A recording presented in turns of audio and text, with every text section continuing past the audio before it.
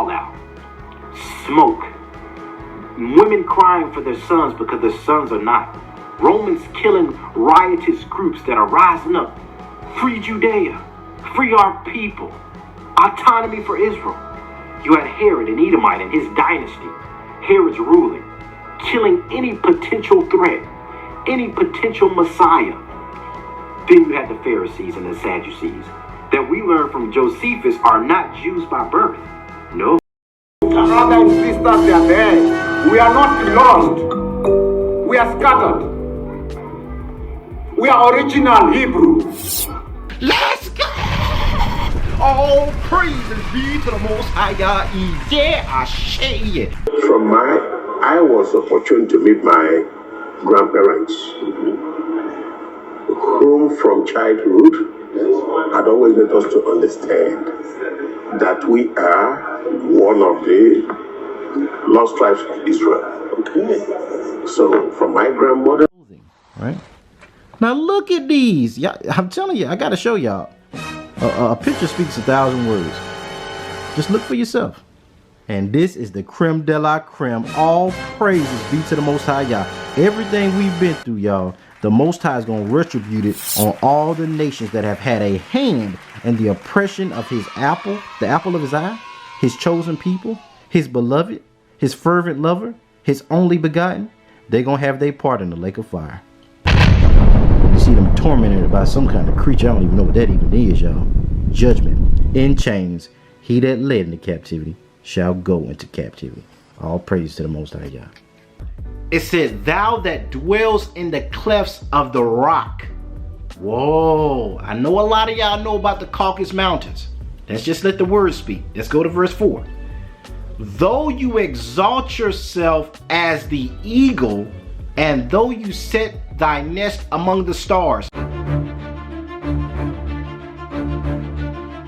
What's up, Zion Dynasty? This is your favorite dreaded Israelite, the man, the myth, and the legend, Mr.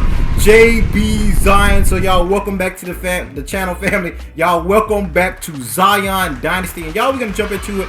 I dropped a couple of community posts for y'all to check out. I thought it better for me to do a brief summary with the bullet points and the precepts and the scriptures for David's Ephraimite lineage. Y'all check out some of those community posts. Awesome.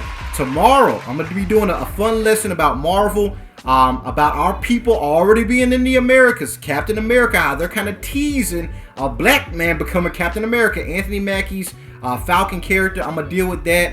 Black Panther 2, the resurrection of T'Challa and that kingdom from the grave. The diaspora coming back, and that's just my opinion, y'all. I think they're going to get Killmonger, and he's going to be the next Black Panther. We don't know for sure. I think it'll be a great way to kind of just rally the fan base, rally everybody, encourage everybody that the diaspora kid, Killmonger's character that was off in slavery, right? But comes from this brilliant people, and he always had that chip on his shoulder. Him coming back with his family through the death of T'Challa. There's so many biblical elements to that, y'all. So we're going to talk about that tomorrow. But on this video, I know y'all saw the clip, and I know a lot of y'all was like, only 9 minutes, where JB at? I'm experimenting, y'all, because I know sometimes if I get on here and do all my rants and do my lessons and that kind of thing, a lot of people won't listen. So I said, and I'm not talking about Zion Dynasty, I'm talking about people that are joining the family. So I said, a way to get them into this, let me just post this teaching, and let me show this sit down between Rabbi Rosenberg, and we're gonna deal with him, y'all. His motives. I know a lot of y'all like don't trust your enemy. A lot of y'all went to Sirach, Ecclesiasticus. I was like, look at Zion Dynasty. Y'all was jumping all on that. All praise to the Most High for my Zion Dynasty family. So I know a lot of y'all was suspect about Harry Rosenberg, but he has done a lot talking about the Igbo being 40 million plus and their descendants that are everywhere being linked to the lost tribes. I question his motive as well, family. I didn't want to do it on that lesson because I want everybody to just watch it. I want Esau to come in there too, bait him on in there, and now we're going to deal with it, right? Now, Remy Iona is a prominent Igbo lawyer. Y'all check out, I think he has a amazing YouTube channel as well. Y'all check that elder out. But he's an Igbo himself who has well documented the history of his people. He's also served on different panels of discussion where they discuss the primary sources and that kind of thing. Y'all might have caught that from, I didn't play the entire clip. I stopped at about the 10-minute mark. If y'all want me to right now, we can kind of play through it. and kind of break down each element of it, family. If y'all would like, y'all also check that other video out. But yeah, I think we can play some of that real quick, and I'm just gonna kind of break it down, and then we're gonna deal with why do I think, based on history, based on the scriptures, why do I think the Jews, the Ashkenazis, are trying to get ahead of this awakening by proselytizing Africa. Now, we're going to talk about Uganda as well, family. We're going to deal with Uganda and that gold they recently found. Now, shout out to the bishop and IUIC. They were touched down in Uganda trying to meet with the leadership to plan behind the scenes. I'm not going to go into detail on that. I'm not going, because Esau might be watching. But basically, there's a push for the Ish people to try to get in that land. Now, I'm going to try to be careful, because they known for when I start teaching on the Jewish people, my videos get flagged immediately. Because I go through a lot of history, and y'all know we bring out these precepts. So I'm going to try to pick my spots with wisdom. But basically, those Ish people are trying to get ahead of our people waking up. They're trying to get into that land. And that's what I feel like with Rabbi Rosenberg, Harry. He has done a lot to add credibility to what we're saying. But like a lot of the family members pointed out, we don't need Esau to tell us who we are. And that's why I've been standing for Joseph, family. Because there is a lot of wisdom on us being connected to Ephraim and Northern Kingdom, where the Jew has no authority. And that is spiritual, family. Judah has no authority over Joseph. Now, let me tell y'all, this stuff gets very deep. When you look, now first let's play a little bit. I want to pick up where I kind of left off on the last video, and we're just going to listen a little bit. Very, very clear. Because life continued in the roots until even modern times. So here's where I'm going with this. So you left Israel at the time of the Babylonian exile. You were in Africa. So by the time that the Judeans returned to Israel with the Second Temple with Ezra and Nehemiah. Now, I got to deal with that. It's so much that they said I might have to start it over and deal with it. He was talking about the pigmentation changing and a lot of stuff, y'all. I want to touch on that. But when he's trying to trace when the Igbo got to Nigeria, there is a sleight of hand, family. Now, you notice he said during the beginning of the Babylonian. Let's replay it. Let me replay it. Years ago? We have quote unquote, the Jews, the Judeans, were exiled into Babylon, but not 100% of them went into Babylon. We even know some were left in the land, but a lot of them are exiled south into Africa as well.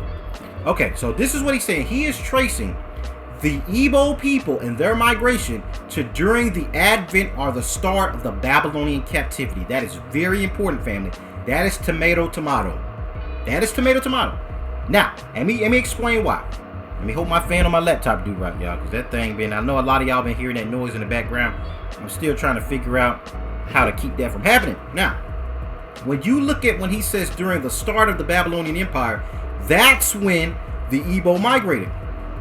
It's during the fall of the Assyrian Empire. Well, JB, that's saying the same thing. You know, you're saying that the fall of the Assyrians, that is the beginning of Babylon. But there is oral tradition that is very crucial to the terminology. Because when we look at anthropologist Derek Lang, he says around 600 BC, during the fall of the Assyrians, that's when Northern Kingdom left out of Assyria. Some of them went back to Judea, but a lot of them went into the mountains of Africa. This is where the Ephrati come in. Those Moroccans, this is where that ancient civilization came from. The Northern Kingdom Israelites, during the fall of the Assyrians, going into Africa. Why is that important? Because in that same 600 BC year, at the fall of the Assyrians, you see Northern Kingdom going to Africa, and in that same year, you see some of them going to the Americas. And this is accounted, y'all check this out, in the sealed portion.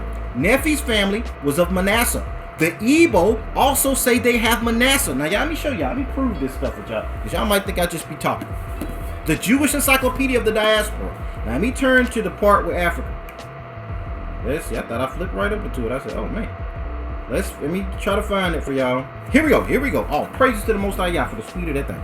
Now, if we look in Nigeria, the Igbo may be descended from southern and western migrations of ancient Shemitic Israelite people, so we can't be anti-Shemitic, and that's a whole nother thing, and later Jewish peoples from the Middle East into West Africa specifically, right?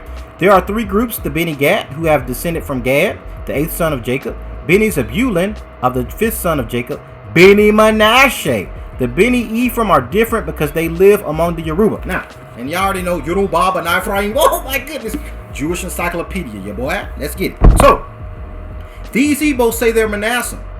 But Nephi in that same year, in the sealed portion, that's why we need our records, family. Let's go. Oh, I get so excited. Man, our history coming out. Y'all praises now. So in the sealed book of Ephraim, Nephi says they came from the kingdom of Judah, but the Most High told them not to go there, but to go to the Americas. In the same year, the anthropologist Derek Lang says that these Igbo came to West Africa. What's the connection? The Igbo say they're Manasseh. Nephi says he's Manasseh. So let's pit it all together. During the time of the fall of the Assyrians, the advent of Babylon, you had northern kingdom lost tribes going into Africa, and some of those families said, the Most High told us he finna destroy Judea, so don't go back to Judea. We going over to the Americas. This is why you fast forward 1,000 years later in 711 CE, the Moors knew about those in the Americas. Why did they know? How did Morocco have a monopoly on America? They knew that their family had migrated thousands of years ago over to the Americas. That's the connection. The Moors was a family reunion of these Israelites. And a lot of y'all have been trying to challenge that. I said, I didn't think y'all was going to try all that now. Let me pull some of these books out. Now, I know I put Light and Truth up, but I didn't open it up for y'all. Let me open it up. Hope I can find that page quick for you guys. When you're in the spirit, you're just trying to stay with it. You don't want to lose the momentum. Let me see if I can find that Moorish segment on there. I'm going to put it on the screen as well. But I want to read it because sometimes our people don't read. And you got to take this stuff slow sometimes, because I know our people are waking up to our history. And it's a lot that goes into that. Let me see if I can find it. Oh, praise to the Most High. Where is it?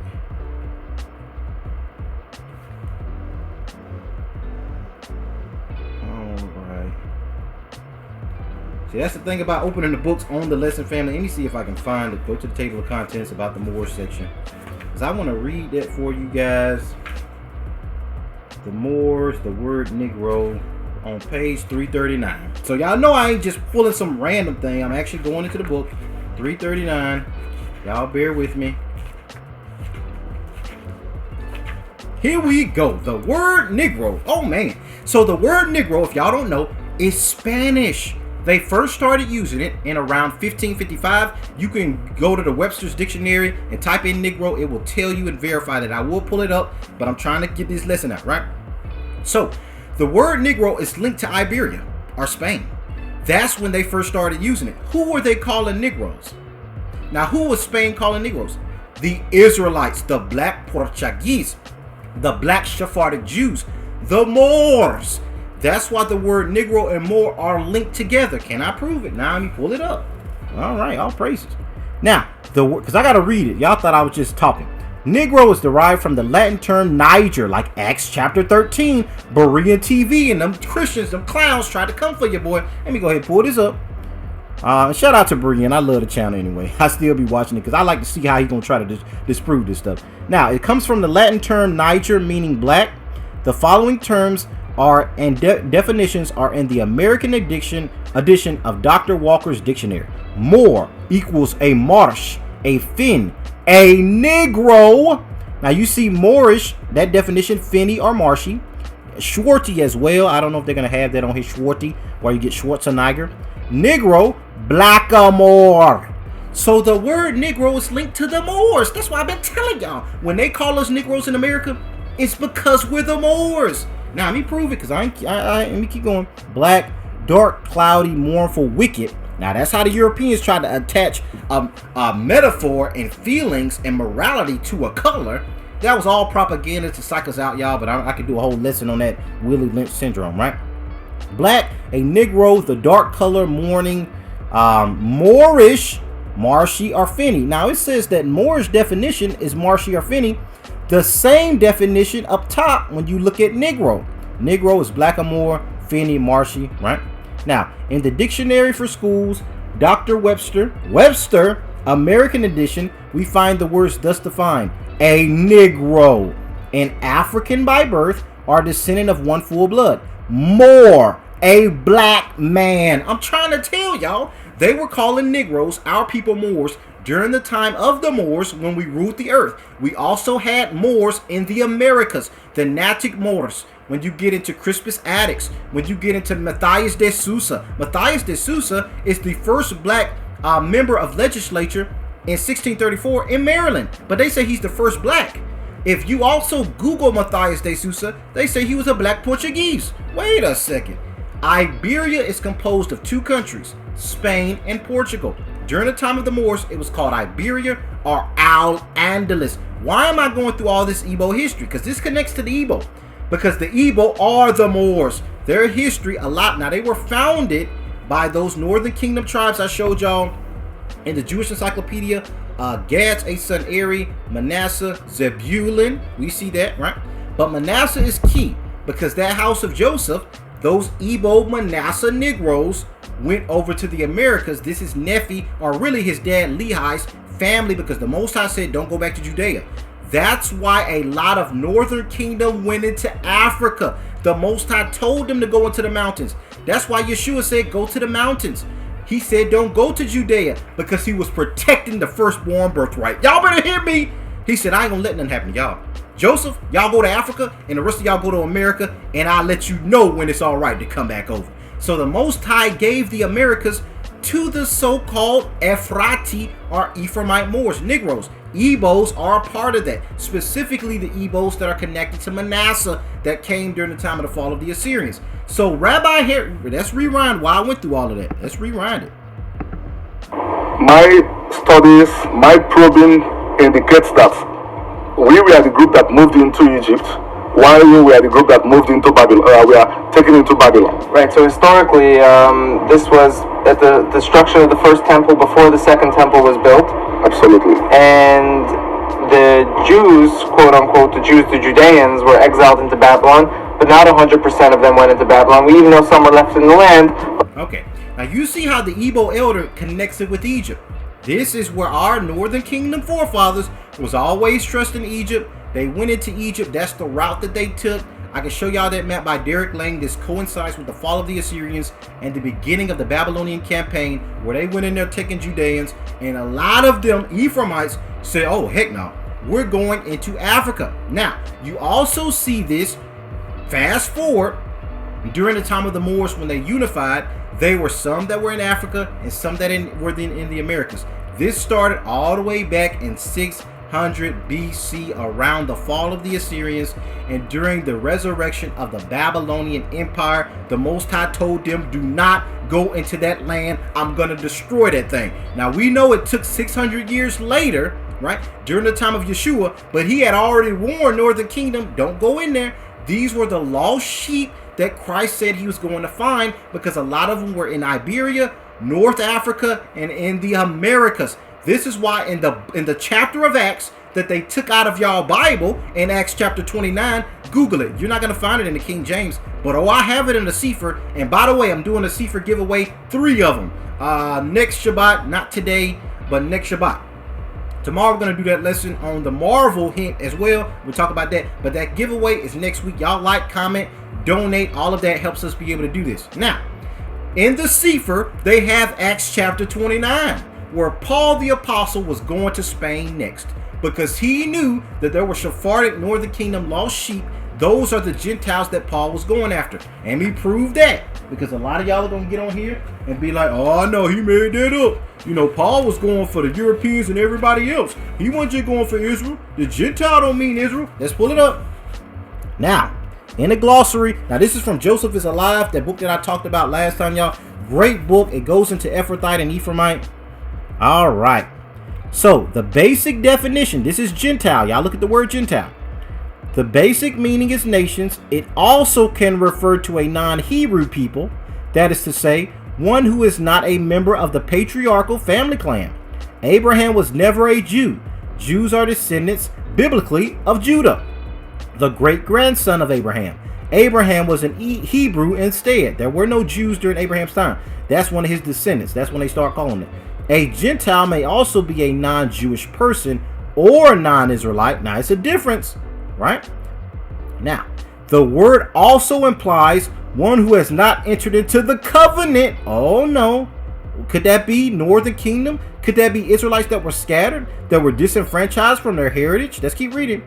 Then the name Gentile is used to describe a Jew who has turned his back on his Jewish roots and lifestyle. Oh man. Woo-hoo-hoo! Oh, praises. I told y'all it goes through Ephrathite. It explains the history way better than I've been able to go through as much detail as I want to, y'all.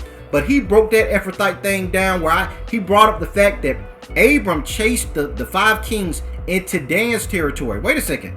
Dan is the son of Jacob, the grandson of Abraham. He wasn't born yet. Why does the Bible in Abraham's time call it Dan? That's why Bethlehem was called Ephratah, which is of Ephraim. Or that's why it has the same definition as Ephraim, because Bethlehem, Ephraim, or Ephratah is Moses writing about. Y'all know where Ephraim territory is? That's where Rachel was buried. He is speaking as the author in the present tense to signify an ancient location that would have been Canaan during the time of Rachel actually dying. In that same book, it shows you Gentiles are not just heathen. The Gentiles of salvation that Christ was going after, that Paul was instructed to go after, were northern kingdom scattered Israelites, like the Igbo, like those in Iberia, like those that are in Africa, and those lost sheep, fringe-wearing Native Americans with the bow just like Joseph over in the Americas, the Natick Moors, the Cherokee, the Niji, the Choctaw, the Chickasaw, the Seminole, these Indians, the Olmecs, the ancient Aztecs with the Negro heads. Y'all, I bet you a lot of y'all wonder, well, where them Negro heads came from in the Americas? The pyramids that are in Mesoamerica, that some of them predate the ones in Egypt, are doing the same time. How do we know? How did that happen? Joseph set up kingdoms in Morocco during his time, and that was thousands of years ago when Joseph was alive. He set up kingdoms in Africa, and some of them were set up in the Americas even during Joseph's time.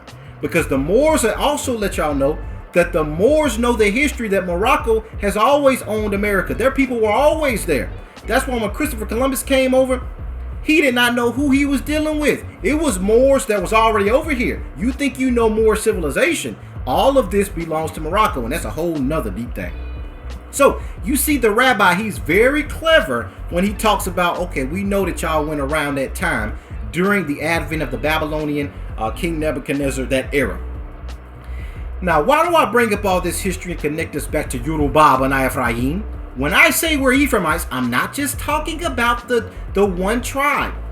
When I say Ephraim, I'm saying the house of Joseph, the stick of Ephraim, which are the 10 confederate tribes. If you are Zebulun, if you are Issachar, if you are Naphtali, if you are Reuben, if you are Gad, if you are Dan, if you are Asher, if you are Manasseh, if you are Ephraim, and if you are, who I left out, Levi, because you also had priests that were a part of that, you are under the confederation of Ephraim or Joseph.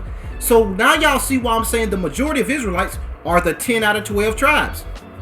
That's common sense. The majority of 12 is 10. So the majority of Israel would be under Joseph. That's why I see it's a very satanic agenda to boost Judah up and sold Joseph into slavery. Now we forgot about the natives. Now we forgot about the Igbo and them being Ephraim through Manasseh and Gad's a son Eri. We forgot about the Igbo being Israel. We forgot about the Yoruba. We forgot all about them. And we forgot about Brazil, and we forgot about the darn Olmec heads of Negroes in the Americas. We just gonna get rid of all 10 tribes.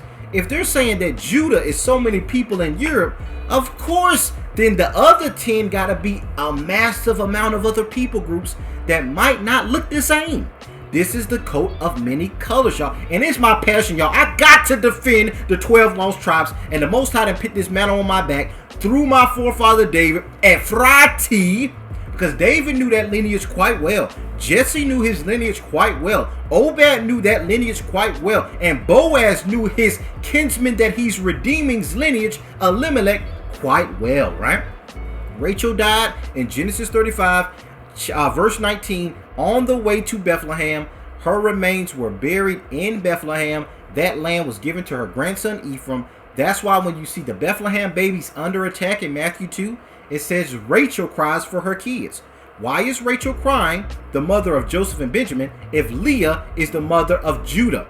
Rachel's crying because Bethlehem was, and I already showed y'all Joshua 15 gives you every city that was given to Judah, and we see Bethlehem ain't that. It's not in there. You can't make it be in the Bible if it's not in the word of the Most High. A lot of y'all say, well, but JB, okay, well, you almost got us there, but it says David's of Judah. If I'm of Texas, am I of Houston?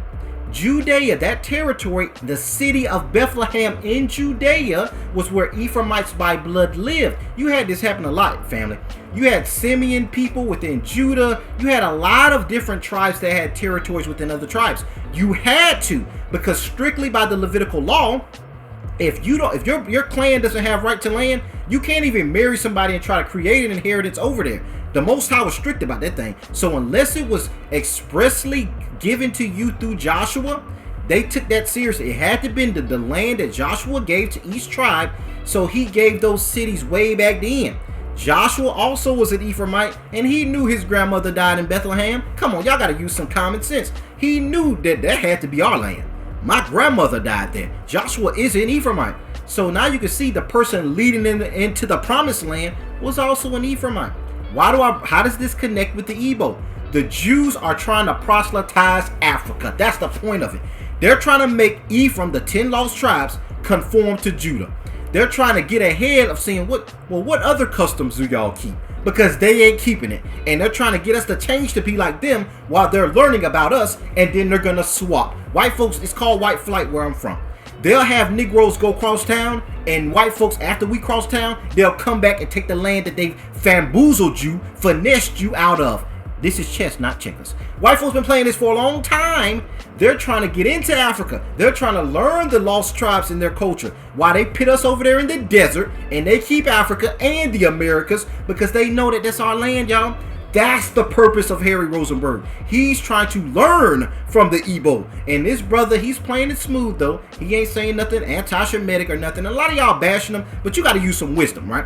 Because they'll try to assassinate their brother. You don't know what'll happen. So he's using tact and wisdom, right? Kind of like Nick Cannon. Y'all saw what happened to him. They castrated that brother for saying we can't be anti-self. We are Shemitic. And you see they kicked him off his own show, and ain't no Negro, not that I know of, they may have behind the scenes, raised the fund for that brother, right? We are Israel. We are not Jews. We're not trying to be like Harry Rosenberg. We don't need you to come tell us who we are. The Levirate, that's how we know David is an Ephraimite. Africans are the only people that keep that custom to this day. Africans keep the Levirate. They are the most circumcised people on earth. They do 8-day circumcision. 8-day naming ceremonies. Shout out to my big brother Go Black to Africa. He has been over there. I have texted him. He's been in Dimona. He's been in Africa. He has talked to these people. I have talked to Yoruba as well. Igbo, Nigerians that tell you this stuff, y'all. They are doing the Torah. Them Ish people, they ain't doing that. They trying to learn about what you doing so they can take notes. Learn how well you know who you are. Oh, I think they really know. So we can't tell them that they're not, because they got a whole clan of Igbo that say you ain't gonna take this from us. So they say, okay, we knew about you the whole time. So what else you know? It's some treachery, family. That's why I fear for Joseph.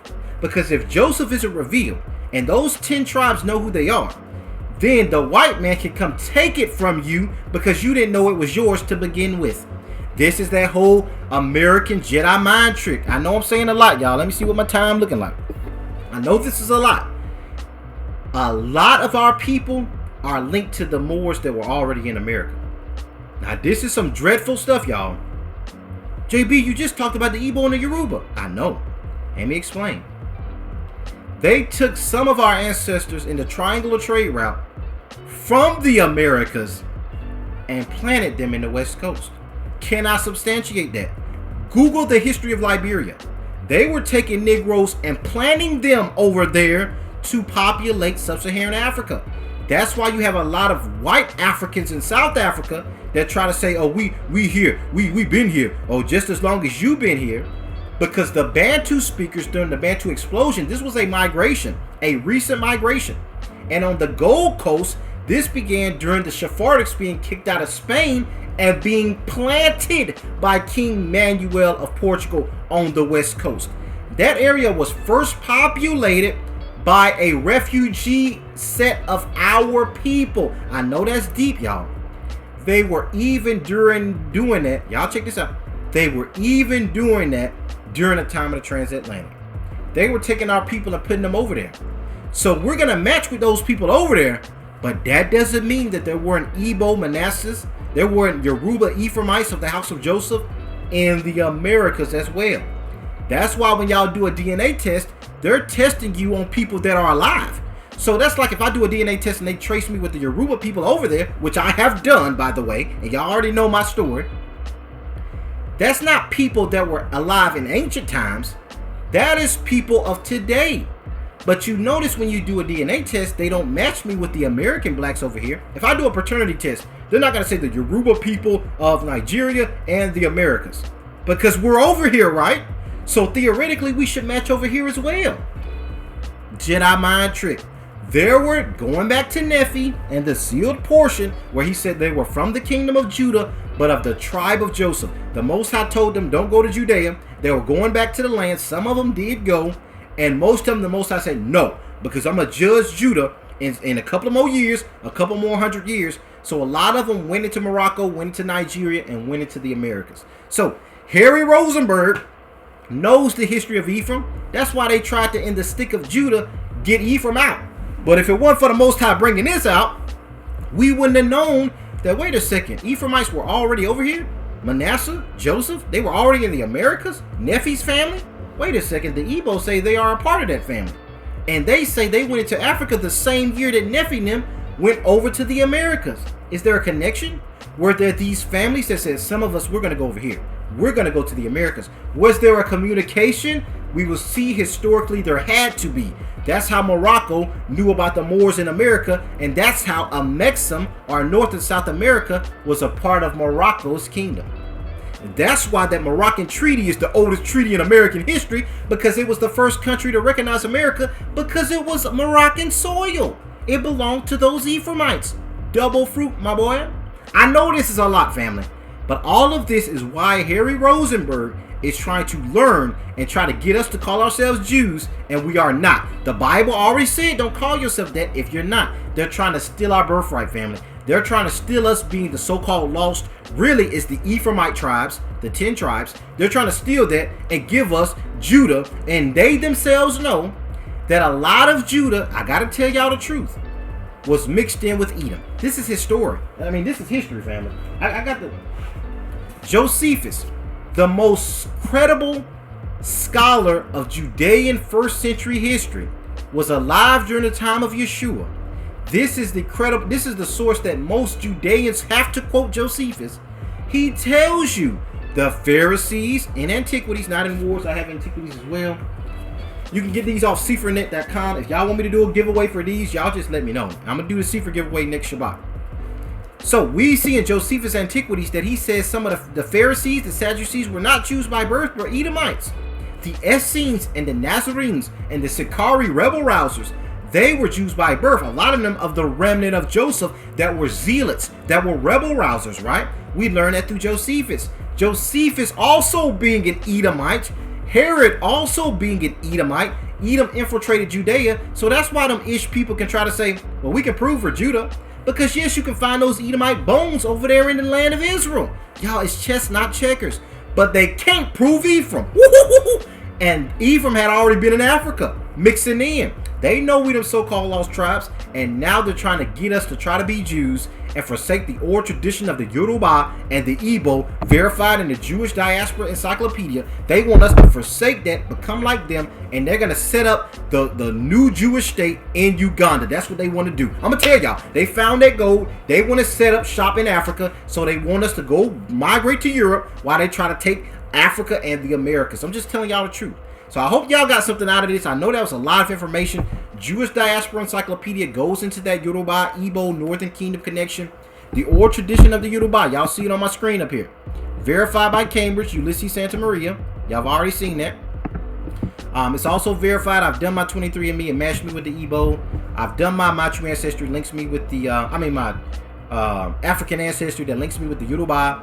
That doesn't mean that they weren't in the Americas as well. It just means I can prove them an Israelite. That's what I'm trying to tell y'all. And that's my paternal lineage. I've done that. Also, I showed y'all about the Ephrathites that settled in Bethlehem. And that's going with that David Ephraimite thing. So what we're talking about is Harry Rosenberg. They're trying to hijack the movement and get into Africa and steal our history. Because watch this. If we start calling ourselves Jews, they're going to be like, we found the lost tribes, Europeans. Because they're trying to swap. The lost tribes have been in Africa. The 10 Josephite tribes have been in Africa, and those Negroes from Africa that migrated to the Americas, hence African American. Jewish Encyclopedia of the Diaspora. Josephus also talks about Judea being mixed with Edom. What else? Make sure I go over everything.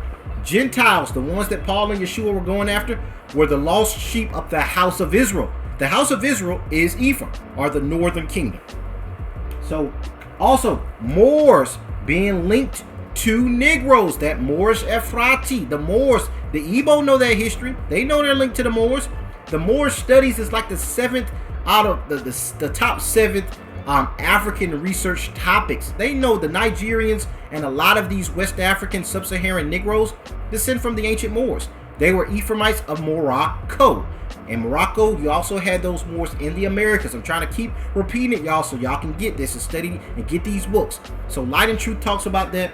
The sealed portion of Ephraim. Oh God, there's so many things in here about America being given to Ephraim. When the Most High said, don't go to Judah because I'm going to lay that thing bare and that kind of thing. So y'all, I hope y'all got something out of this. I hope y'all enjoyed this lesson. Y'all don't forget to smash that like button. So peace, love, blessings, and Israelite power to the 12 tribes scattered. Shout out to Ephrati. I love you all with the love of the Messiah. Peace, love, blessings. Shalom. All praises.